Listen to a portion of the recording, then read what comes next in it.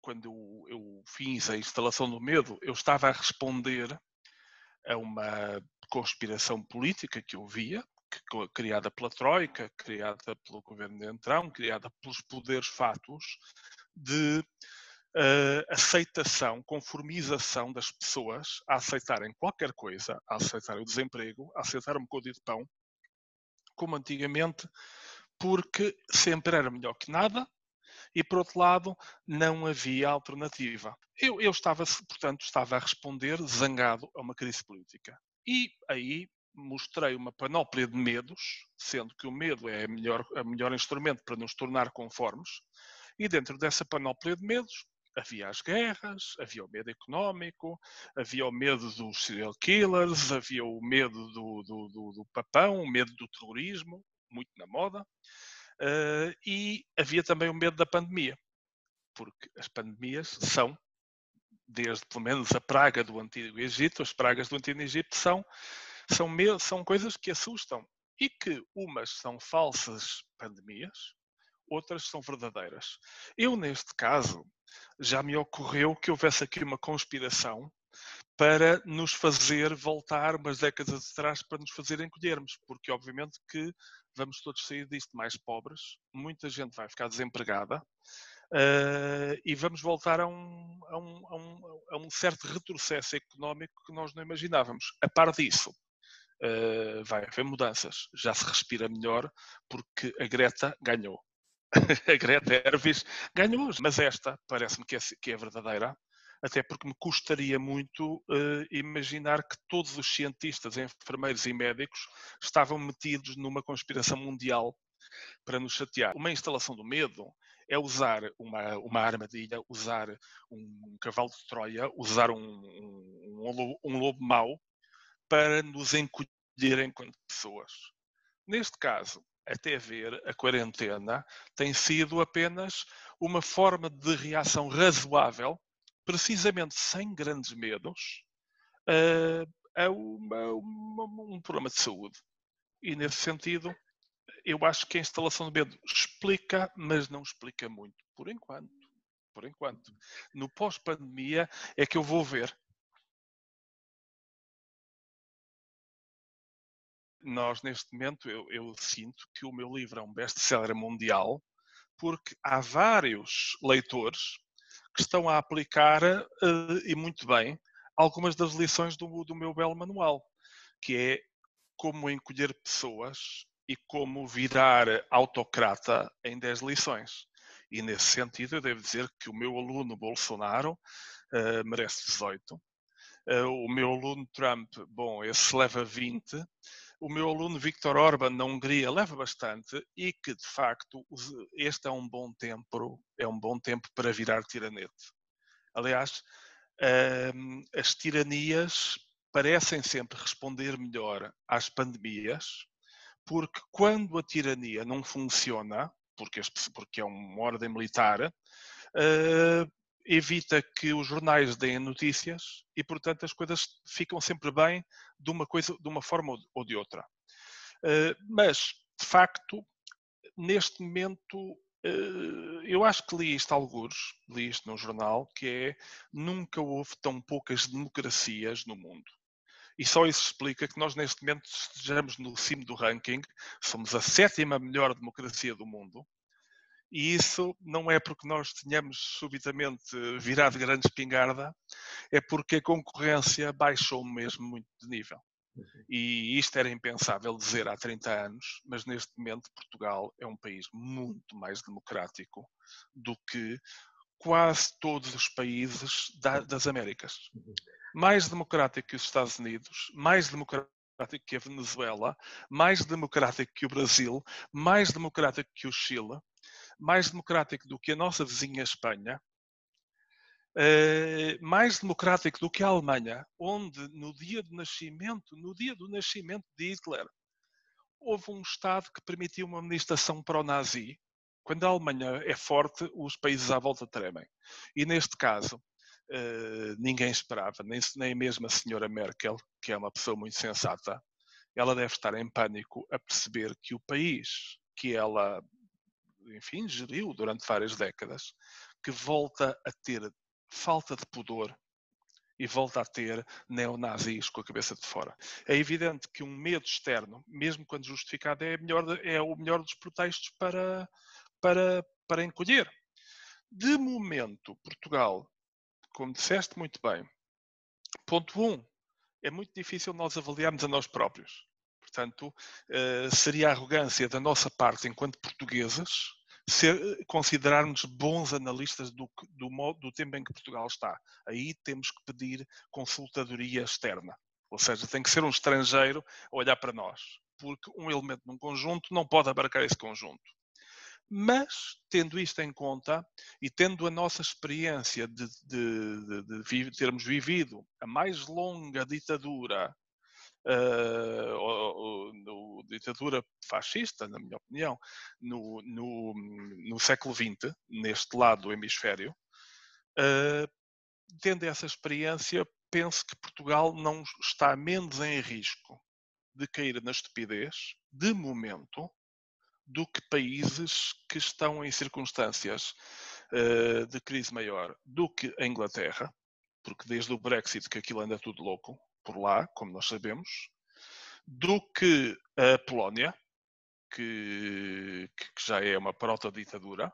A Europa já não está pacífica. Não é óbvio, nenhum de nós pode dizer já, que 100% daqui a 10 anos está cá a União Europeia tal como nós a vimos.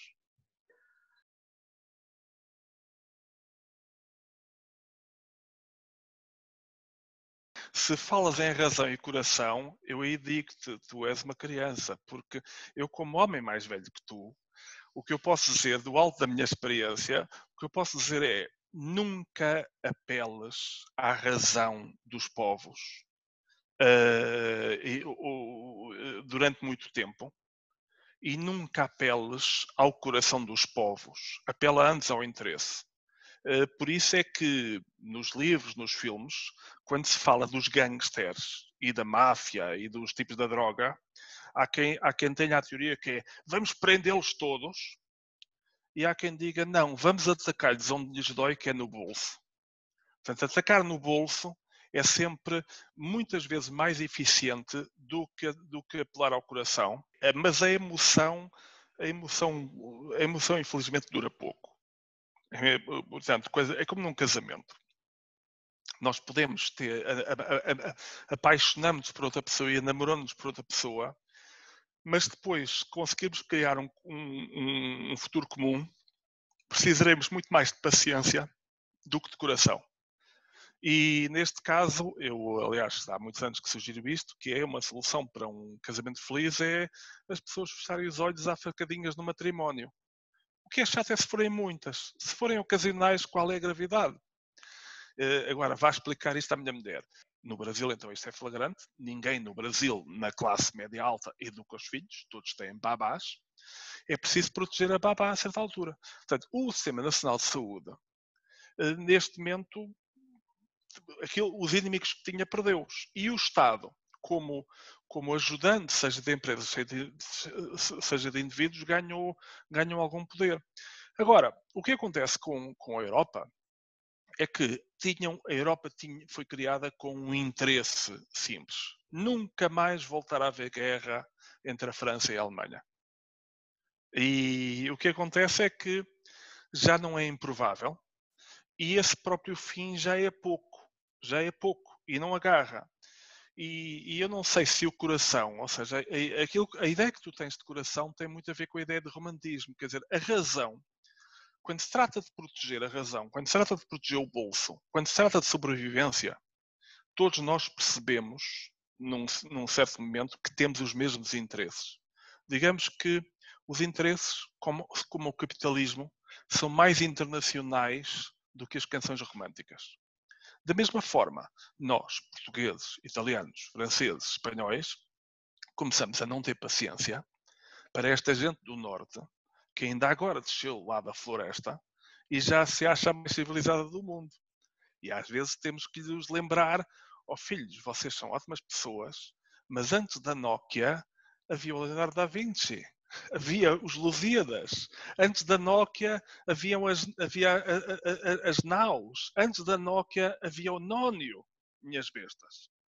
Eu não sei, eu acredito que alguma coisa sobreviva, porque sou um otimista, mas nunca me surpreendem as desgraças, porque sou um otimista informado.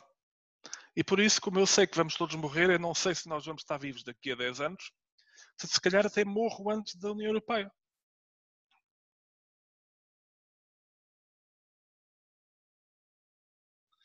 Quando eu escrevo um livro, quem manda sou eu. Quando eu escrevo um libreto para uma ópera, quem manda é o músico. Isto tem que ser dito sempre e repetido, que é uma ópera pode ter um péssimo libreto e a música ser má, e os cantores serem... Um péssimo libreto e a música ser muito boa, e os cantores serem bons, que será uma grande ópera.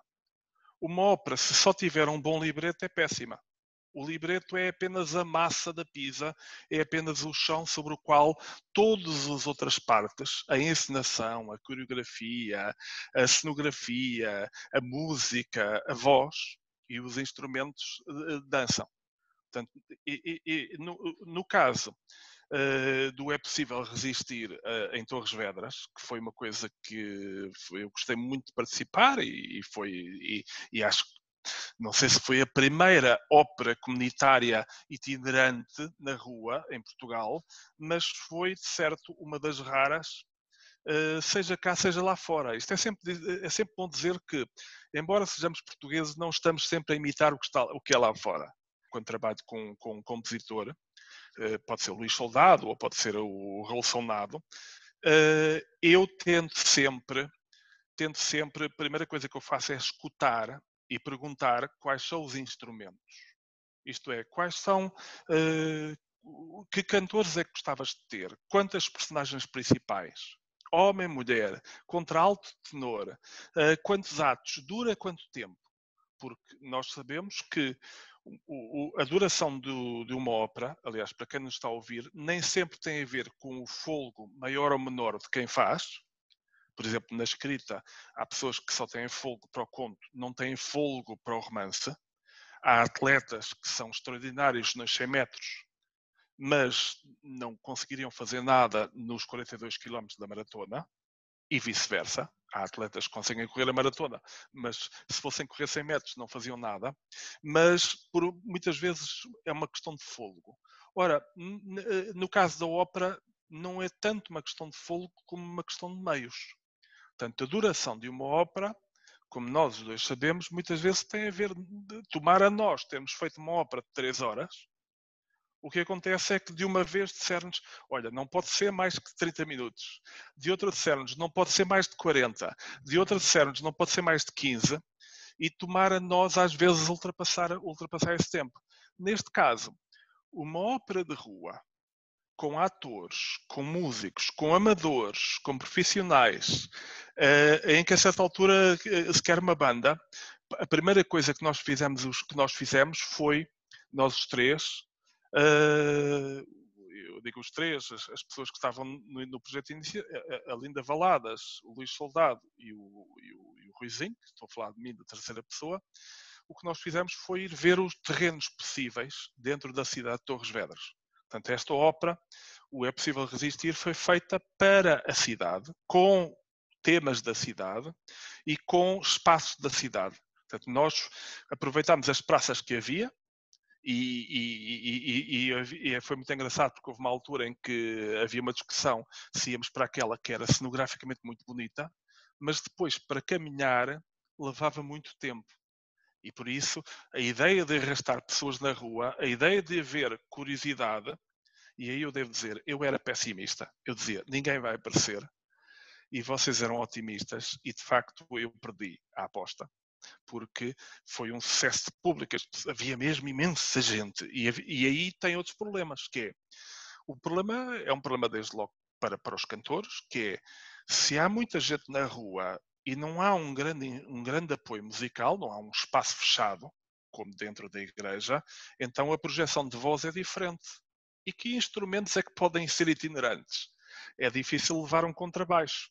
Todos estes problemas técnicos, que são problemas de engenharia, eu adoro, porque eu sinto muito, gosto muito de tentar ser criativo, tentando encontrar soluções de engenheiro. Digamos que dentro de mim não há só um poeta, há um poeta que queria ter a mesma profissão que José Sócrates. O primeiro problema é uma história que seja fácil seguir sem ter entrado desde o princípio. E aí a solução pareceu-me óbvia, uma história de faca e alguidar, uma história que é a base quase da ópera que nós conhecemos, que é a ópera cómica, que é o jogo dos casais. É o velho jogo dos casais, do Zé está apaixonado por Maria, Maria que está apaixonada por Luís, que está apaixonado por Odete. E tendo esta estrutura base, isto permitia uma ópera carnavalesca, por exemplo. Tornou-se claro que, por muito que nos apetecesse fazer uma ópera pesada à Wagner, não era propriamente a ocasião. Não dava. Talvez pudéssemos aproveitar as Valquírias, mas isso seria se nós tivéssemos uns helicópteros e napalm e explosões. Então, tentei fazer uma estrutura para que o compositor e a encenadora pudessem inserir pessoas para que a história fosse compreensível, ou mesmo se perdesse um pedaço da história, não tinha importância nenhuma, a gente continuava, e para que aquilo tivesse o que se possa chamar alegria. E pronto. Como eu tenho uma opinião das pessoas, sou sempre surpreendido pela positiva. Portanto, é uma das coisas. Portanto, eu à partida tenho sempre, eu gosto muito de ópera, mas tenho sempre medo que as pessoas não gostem de ópera e que a palavra ópera as assuste. E neste caso não há elogio maior do que aquilo que vem da boca das crianças. Porque as crianças não são diplomatas. Enquanto que os nossos amigos começam a dizer, olha, o que é que achaste? Achei interessante. Estava engraçado. E nós já sabemos que acharam péssimo. As crianças ou gostam ou não gostam. Aliás, tu sabes isso, que se consegues prender a atenção de um grupo de crianças, é porque estás a fazer um bom trabalho. E isso muitas vezes nós esquecemos disso. Porque muitas vezes nós esperamos que venha o senhor doutor avaliar da qualidade, mas aqui é mesmo, nós temos uma coisa em comum, e é uma das coisas que eu gostei muito deste trabalho em Torres Vedras, é nenhum de nós tem peneiras. Nós de facto trabalhamos para as pessoas e esperamos que as pessoas gostem e fazemos um trabalho que é complexo, é evidente. Tu és um músico que quer fazer coisas complexas, como eu sou um escritor que quer fazer coisas complexas, mas eu tento sempre, nos meus livros, mesmo nos mais difíceis, que tenham sempre uma camada que não exija um leitor com um esternocleidomastoidêutico doutoramento em literatura plurissignificativa. Não, aprendi com os meus mestres, sempre pode haver passagens mais complexas, como nos clássicos da música há, mas há sempre um momento em que se diz, olha, se você tiver paciência para prestar um bocado de atenção a isto, nós tentaremos que isto seja bom para si. Não é preciso ir tirar à pressa um curso de hermenêutica. E aí, então, quando uma pessoa faz uma ópera na rua, quer dizer, o júri e o avaliador são mesmo as pessoas, o avaliador é a comunidade.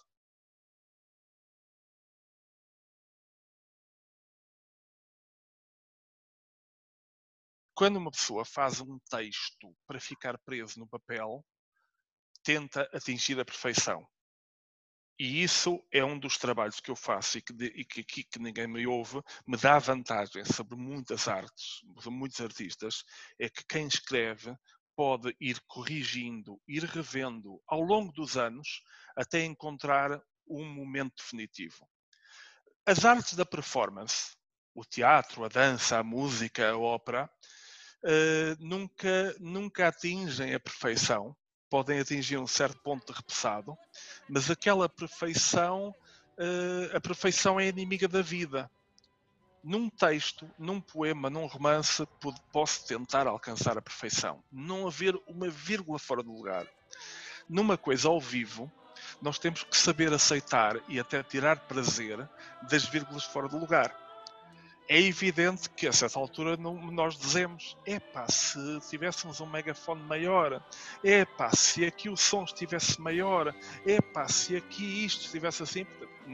Há sempre qualquer coisa que funcionaria melhor. Eu ainda me lembro, por exemplo, aquele final com a banda a chegar e a encontrar o coro. Eu fiquei assim, epá, isto devia durar mais uns 10 minutos, porque é tão bonita aquela área final, é tão bonita aquela melodia, que eu digo, epá, e se a banda viesse mais longe? E se desta vez a banda viesse por aquela rua? Epá, e isto? A coisa feita ao vivo tem sempre muitos e se. Mas o lado bom da vida é que nós aceitamos os nossos erros. O lado bom da vida e as coisas mais importantes da vida são aquelas que nós não conseguimos controlar. A vida toda é feita de momentos irrepetíveis e que a maior parte das vezes dão a geneira e algumas vezes dão as geneiras muito engraçadas. E eu acho que precisamente esta nossa ópera comunitária em Torres Vedras foi uma asneira muito feliz. Foi feliz. Eu só tenho pena que não tenha sido mais récitas. Só tenho pena que, enfim, que não tenhamos podido fazer aquilo de forma a que mais gente desfrutasse daquilo, a que nós desfrutássemos mais, a que nos momentos onde falha o som falhasse menos, a que houvesse em que houvesse um bocadinho mais disto, mais daquilo. Agora, foi muito feliz, porque de facto tivemos uma disponibilidade muito grande do parceiro, e aqui não é passar a mão pelo pelo à Câmara, mas de facto nós podemos usar espaços que noutras circunstâncias poderia ser mais difícil usar. Aquela igreja, a matriz, é maravilhosa. Aquele largo que tinha, é um exemplo de aproveitamento, tinha aquelas redomas, se calhar ainda tem, umas redomas assim de 3 metros de largo, assim uns pilares em círculo, que permitia precisamente a cada uma das personagens pôr-se lá em cima. E esse aproveitamento do espaço natural, eu tenho saudades. Se calhar daqui a 15 dias podemos lá voltar a fazer isto. E até houve umas bestas que me disseram: olha que o Shakespeare escreveu o Rei Lear durante a pandemia. Agora, quanto a escrever, todos nós somos pessoas diferentes. E eu não estou parado. E só que também não sei, eu ando à procura, já escrevi muitos princípios de romance durante estes dias, durante esta quarentena que já vai mais de 40 dias, já escrevi muitos princípios de romance, mas nenhum chegou à água, todos eles morreram na praia. Mas estou a tentar, estou disponível, estou curioso e estou a fazer aquilo que todos nós devemos fazer, que é a tentar manter uma bonomia, a bonomia possível, e não engordar demasiado. Mas é difícil.